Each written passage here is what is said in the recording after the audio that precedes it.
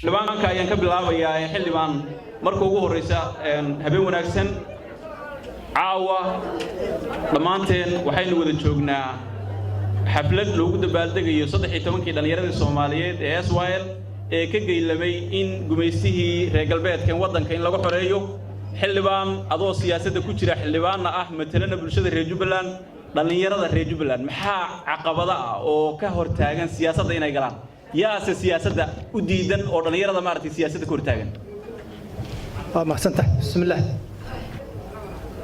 runtii marka koowaad waxaan leeyahay hambalyo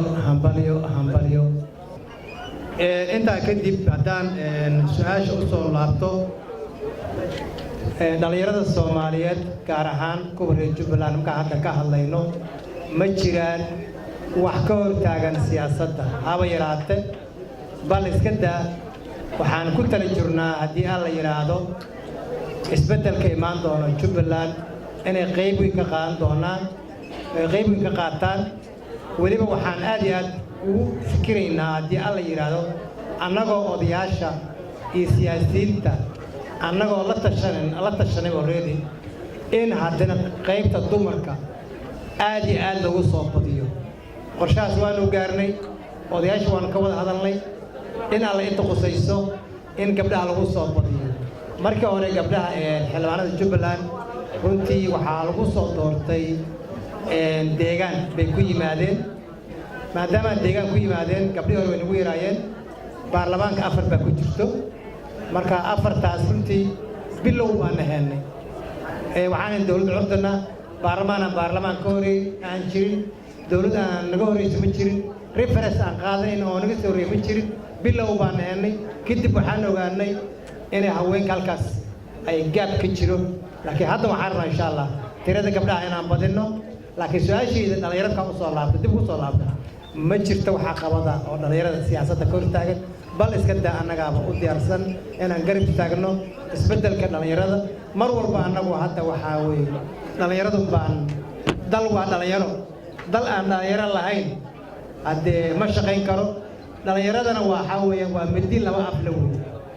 dhanka wanaagga haddii loo isticmaalana wax badan bay qaban karaan xildhibaan anoo su'aal ku weydiinaya siyaasiyiinta dhammaantood waxay dhahaan dhalinyaradu maartay iyaga dalka iskale iyaga maartay ciidda iskale iyaga dalka ugu badan ayay dhahaan xaqiiqada jirta marka aan wajahnana dhalinyaradu dalka saameyn kuma laha waxbana ma miiska wax lagu kala goynayana ma fadhiyaan siyaasadda markay galayaana lacagna ma haystaan taa laftirkeeda ma dhaqankii ayaynu u nisbaynaynaa oo waxaan dhahaynaa dhaqanka bulshada Soomaaliyeed ayaa dhalinyarada yasaya mise waxaan dhahaynaa waaqaca siyaasadda Soomaaliyeed ee jira ayaa dhalinyarada u diidan inay masraxa siyaasadda soo istaagaan aad baa umahadsan tahay waxaan kuu sheegayaa annagu haddaan nahay reer Jubbaland dhalinyaradu waan garab taagan saa ula socoto waxaan u shaqaynayno annagu waa dhalinyaro bartaa ogaada waxaan wax barayno waxaan dhiirigelinayno waxaan rabnaa mustaqbalkay wax noqdaan inay dalka u shaqeeyaan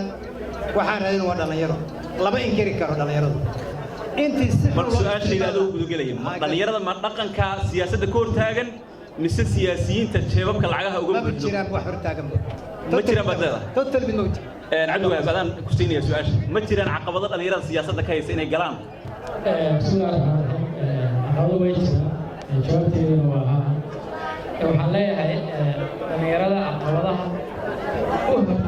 ka hortaagan inay siyaasadda ku galaan waxaa kow ka ah nidaamka 4.5 ee Soomaaliya nidaamka qabaliga ee dhaqanka dhaqan ahaan loo qaato odayaasha dhaqanka ka soo xulaayaan taas waa challenge ka hor waa caqabada koowaad oo qofka dhalinyarada ku istaagaysa inuu imaado masraxa siyaasadda oo ka dambeeya waa midka koowaad oo runtii cid walba dhalinyarada Soomaaliyeed u taagan qof walba oo hamil siyaasadeed leh waxa challenge ama caqabada koowaad ee waxa weeye marka hore waa baashi waxa loo maxay gashay su'aasha aan ku weydiina marka waxay tahay tiri qabiilka u taagan adoo qabiila oo yahay hebel maxaa ku diidaya siyaasadda inaad gasho oo dhalinyaro ah wadareemi kartaa waxay diiday ma laakiin aqoon way iska jiraan marka nidaamku uu noqdo nidaam qabiili oo 4.5 ugu saleynayo haddaba dhalinyarada dadaal badan ay sameeyaan juhdi badan ay sameeyaan iyagoo 4.5 ku jira dana dhalinyarada marka waxaad leedahay 4.5 marka waxaad leedahay odaygu uu xaqlinayaa oo nin 40 jir 60 jir ayuu keenaya walba waxa laga yaabaa dhalinyarada duruufaha dalka kusoo waxbartay oo isbedelka rabay inay dalka hirgeliyaan mar walba waxa outna markareen kuwa dibadaha ka imaanaya jawaabka weyn mar walbana odayaasha waxa u dhacaan dhanka jaadka marka okay xildhibaanka uu celinay marka xildhibaan adigu arrinta maxaad ka leedahay aad baa mahadsantihiin saa ula socotaan aan marka horeba sheegay Jubbaland waxay wax ku dhisatay oo wax ku qaybsatay deegaan anaga 4.5 kumaana qaybsan deegaan buu qofku xildhibaanka ku imaanaya district level waa gora deegaan waa deegaan doorasho ayuu qofku ku imaanaya waa anaga Jubbaland ka hadlayo waa suuqal Soomaaliya meelo qaar in qaabka qabiilka ku soo qaybsado laakiin anaga xildhibaanada waxa lagu soo doortaa deegaan doorasho marka saa darteed qofka dhalinyarada ah wuxuu ku xiran yahay deegaan doorashadaas sidii uu iska soo sharxo sidii dadkiisa markaas ay u soo salaatay garayaan aan halka kugu celi marka xildhibaanadii hadda la soo doortay ma ahayn xildhibaano doorasho galay xildhibaano waxay ahayn ku yimaadeen farfiiq iyo oday ku yimaadeen ahayn marka haddii aynu ognahay xildhibaanadii hadda la soo dhaafay farfiiq iyo odayaal ay iska soo saareen xildhibaanada hadda soo geli doona ma farfiiqaas ayay ku iman doonaan iyagoo laftirkooda mise waxay noqon doonaan mid dah furan oo bulshada Jubbaland ay soo doortaan waa maasan tahay waxaan isleeyahay tii hore farfiiq kuma soco farfiiq kuma imaanin runtii waxaan ku yimaadeen deegaan doorasho xor oo xalaala oo dhib badan soo laakiin midda hadda jirto midda hadda imaan doonto haddii Ilaahay yiraahdo runtii waa loo dhanyahay hadda dhalinyaro badan baa sharxan waan ogahay nasiibkana waa jira runtii nasiibkana waa jira oo qofku wuxuu Ilaahay u qoray waa inuu helayaa midda labaadna waxa weeye qofkana wuxuu ku xiran tahay hadba si suu dhiirigeliyo oo arrintaas ku raadiyo cabdiwahaab xildhibaan wuxuu sharaxay in dhalinyaradu waxa hor taagan ay iyagu yihiin dhalinyarada aad adigu hogaamiso ee golaha aad hogaamiso qanacsanaan intee leeg baad ugu qanacsan yihiin aad u mahadsantahay waxaan maleynayaa qofka mas'uul yahay oo masarka siyaasadda u jooga waxaan maleynayaa aniga waxaa aaminsanahay boqol in dhalinyarteeda ugu qanacsan yahay markii ani dhalinyarada Jubbaland aan bilaabay Jubbaland dhalinyarada waxaan la bilaabay markuu hanaanka dowladeed soo hanqaaday waxaan ka soo bilaabay ama dhalinyarada soo hogaaminayay iyadoo aan wax dhalinyaro aan jirin anoo su'aasha halka ka faa'iideysanay waxaad ka soo bilowday iyadoo oo aan dhalinyaro Jubbaland iyo golo dhalinyaro Jubbaland oo jirin isku jira ilaa haddana gudoomiye ayaa adiga laftirkaaga kugu soo noqonaya waxaad tiri siyaasadii waxaa naga hortaagan qabiil baa naga hortaagan adiga laftirkaaga inaad gudoomiyaha qof kale u dhigto maxaa ku diiday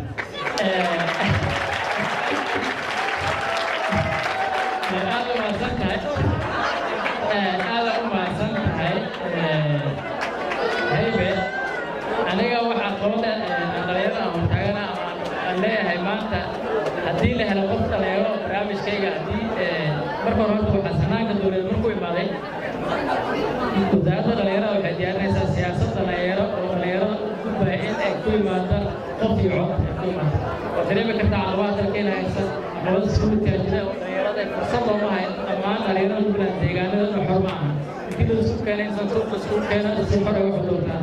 anaga hadda golaha dhalinyarada wuxuu dhismay 2017 dhismay markii siyaasadda dhalinyarada Soomaaliya dhisay siyaasadda dhalinyarada Soomaaliya waxaa ku jirtay in la qaato golo dhalinyaro ah oo ka imaan doona dhammaan deegaanada Soomaaliya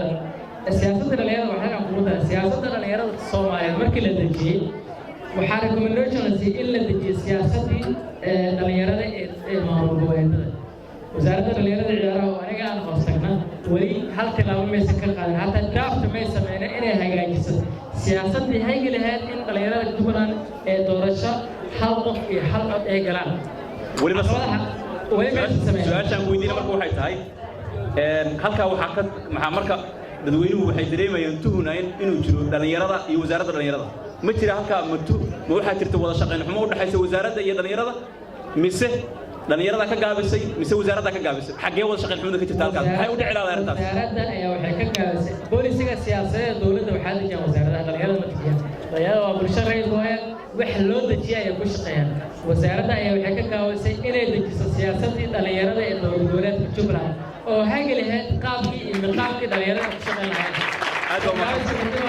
dhalinyarada waxay diyaar u yihiin saaka haddii la ansixiyo siyaasadda iyo golaha wasiirada ee baarlamaanka la sii oo la ansixiyo maalinka la ansixiyo haddii la lahaa maalinka doorashada qabta annagoo diyaar u nahay aad baa mahadsan Cabdiwahaab ilhaan inay wasaaradda xil fiican ka qabtaan maxaa u diiday gabdhaha filkaaga عشان والله صحيح هاي هذا سيدار في وسائل الدولة عقبتها المركوبة الدولة وسبب عن سين الدور عن قبلها سين ومركز الولاية هاي بقول كيف أنت سكر الولاية وعرفت قياس المركز السيرة مرة والبنا ده بقول كيف أنت مرة ما يصيرته مرة أبغى وايا xilbaanka ku soo noqonaya barnaamijkeena gabagaba ayuu noo marayaa oo 22 daqiiqo aan qabsanay waan soo afkareynaa marka xilbaan fariinta ugu dambeysay ee gudbinayso Cabdiwahaab fariinta ugu dambeysay gudbinayso ilaa fariinta ugu dambeysay ee gudbinayso nin kasta waqti kooban ayaan haysanaa 2 daqiiqo hadalkiisa ku soo koobo aad baa mahadsantihiin marka labaad dhalinyaro dalka ninka iskale waxaan anagu odayaal baan noqonay oo u shaqeynay horta waa idinka taawada waxaad tihiin mustaqbalkii maanta waxaad tihiin mustaqbalka berito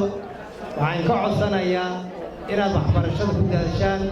inaad amniga ku daashaan wanaagga ka shaqaysaan anu kulliga dardaarankaan bixinay taa weeye dowladda aanu leenahay Jubbaland dhalinyarada priority bay siisaa khaasatan haddii amniga aan caawa halkaa ku fadhino caawa kama baqayno amaana la soo weeraraa ama qarax lagu ridaa midna kama baqayno taasna wuxuu ka yimid iskaashiga dowladda iyo dhalinyarada wada shaqaynta ay leeyihiin buu ku yimid marka aniga waxaan ka codsanayaa amnigan aan ka wada shaqayno waa maasantihiin أول ما سمعت هاي الغيرة وحملة دارنا الغيرة وحالة مستقبل كمان أنت بروح على الليجر الغيرة مستقبل كبير برامج كاس وهي الآن وحيد ما تكوري وعم قالنا كلية الغيرة ومستقبل كمان وحنا مستقبل كمان إنك يعني نقدر وين أو ديار بلدان عد أنت بيجي لدكتور ما تدري إنه يسمى وكالة سياسة كبيرة إنك يعني وين أو سوتش شيء وكلامه كلشة taan soo tashanay gacmaha isqabsan waxaan aaminsanahay inaan ka soo dhex muuqan doona xubnihiina ka qaadan doona qaybna ka noqon doona baarlamaanka soo socda ee dowladda Jubbaland oo hadda la rajeynayo inay doorasho ka dhici doonto waxaan joodi iyo dadaal badan ku bixin doonaa tirada u badan ee xildhibaanada maanta ay doontaan taasna waxay fariin cad u diri doontaa insha Allah dadka 40 iyo 50 ee da'da weyn ee fariin cad u diri doontaa أصوب يعني أنا مسك السياسات أو ميسك حسابتك واحد يقول غيبنا أنا غير كنا قلنا أنا مرت ما لي وحاسي هاي هذا وما سنتين أنا قال أنت بدل ما هيكون حلو السؤال هاي هناك في سمركان لما كوا حن برشة قرطة لها برشة ضد برشة كسر الحن لما كانوا برشة كسر الحن وهو برشة كسر الحن إلى برشة فهمان مهمة قبل برشة إلى شو برشة فهمان وعي كليا الآن فهنايا إن دمركم يجي كذا قلان دمركم علاش خصوصارنا كان عليه ثلاثة يسارين ومفرن دمركم وشوف لكم أنتم ما كان ما نوع عاصي بمشي آد فهنتا ينقل ترنيا سبوا قلب يوجد أن دولة وحن قلت ترنيا إلى ما كان دور موضوع مركزيسو وما سنته الهان يا عبدوهاب يا حلبان دكتور شيرة عبد محمد برنامج كني دور تاسو ينوبني هاي